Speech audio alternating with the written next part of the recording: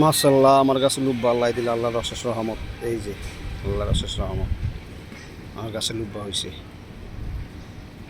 এই যে লুব্বা হয়েছে আল্লাহ দিলে।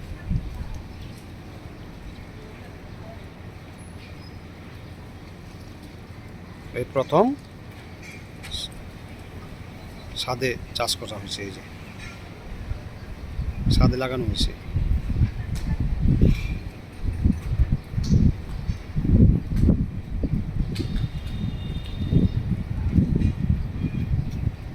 লুব্বা গাছের সাথে দুমদুল গাছ আছে, এই যে দুমদুল হয়েছে।